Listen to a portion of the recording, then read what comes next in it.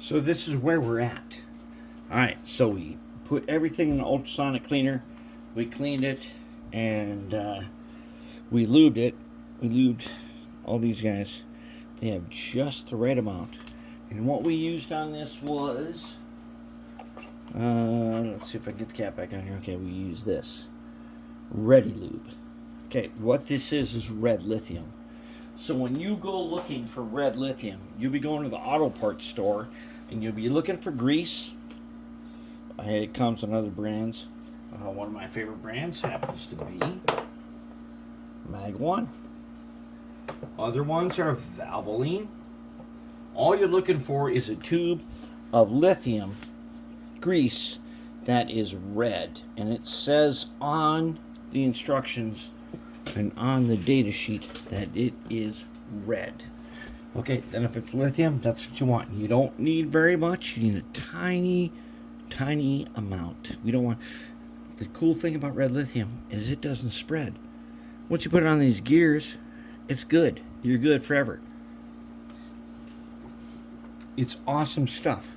Okay, so now all these wheels they've been cleaned. They've been put in gauge. I can see the split axles on here where my friend Phil, like a decade ago or more, he fixed some of the axles, but they're all engaged now.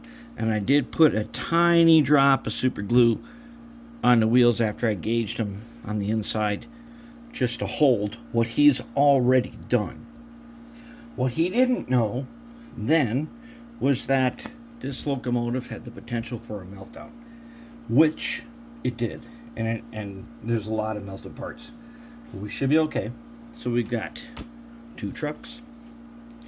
And we got our side frames lined up. Okay. So the side frames, let's see here. That guy goes there. That guy goes there. These hooks here go to the inside. All right. So we're all lined up. We're ready to roll on that. So we don't need any extra lube. And these guys here, I've had them under the heat lamp for a couple of hours. And so the ox guard on here is mostly cured. But since I know that these aren't going to be run hard until about September, by that time, that dry film is going to be cured. Now this is the part here where you need to do this one too with ox guard.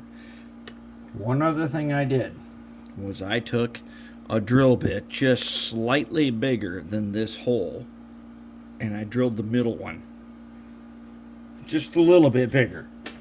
In fact, you can hardly tell that I even did it, but I did just in case we get the 3-axle skidding problem. Okay, so now what we want to do is we want to figure out how are these going to line up. Is that guy going to line up right there? That looks pretty good. What about this guy? Is he going to line up right there? Yeah, it looks pretty good. Now here's the copper strips back here. We don't need them, but we're putting them back in. They aren't going to serve any function, but they do, well, they're part of keeping the shell onto the locomotive. Here we go. Here's another one.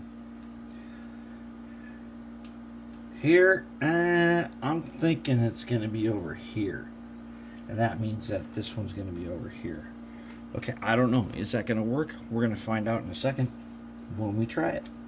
So, let's go ahead and load this first guy with some axles. Alright. We'll load him with some axles. Alright, and we'll just run him around a little bit. Okay, this guy now has the correct axles on. And we might as well go ahead and put back on this guy. Now, this guy does have some grease on him, but since we primered this thing, that grease don't matter no more. Now, what we need to do is take this guy, put him back in. Even though we're not going to use him, we're going to put him in just in case it makes some difference on the shell. I don't know why this guy's bent like that. Should not be bent that way. Well, it doesn't really matter because we're not using him, so he gets to go back in right where he came from. let's see here. You get to go back in right about. Oh yeah, just like that, huh? Just like that. All right. So he's got a little. He's a little bent. We don't care because we ain't using them. But plastic parts get super brittle when they're covered in grease. Now what we're gonna do is we're gonna be putting in a Rev 1 motor. Alright, so we're going to have to shim this guy up. But in order to do that, we got to get all the trucks back in here. And we have to figure out how they go and where they go. So here's a rear. And the way we figure this out is that this little hook, which we could clip off, but we're not going to, fits right in there. Now, the downside to this is that... I don't think this is going to make the 15-inch radius since we didn't mill it or anything. But where it's going, that don't matter. There is no 15-inch radius where this guy's going. He's going to a place where 15-inch radius don't exist. In fact, I want to say the minimum radius is probably going to be something like 30 or so. It's pretty big. But anyways, so what Phil did way back then, because he didn't like this either, is he soldered to the inside and then used these tiny wires. And he used green for the back side, and he used purple for the front side. Alright, now you know I like to have different colors, but since he did it that way and they fit perfect, I think we're going to do it the same way. We're going to go ahead and do that. So what I'm going to do now is I'm going to go ahead, I'm going to reassemble the trucks. And remember, you got to get your hangers on the right way. And I've already polished them up in Oxguard and everything. You got to get the hangers on the right way. And then you can put the trucks in. Once we put the trucks in, we'll start shimming the Rev 1 motor. And that's where we're at.